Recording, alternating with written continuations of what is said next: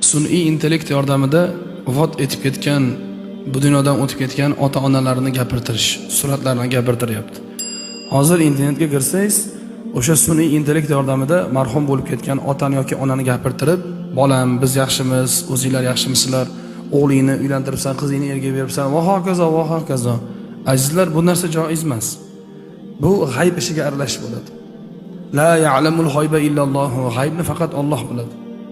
O'sha inson marhum yoki marhumani qanday ekanligini, qabrda holati qandayligini siz ham, biz ham, o'sha qurilma ham yoki uni yasab berayotgan ham bilmaydi.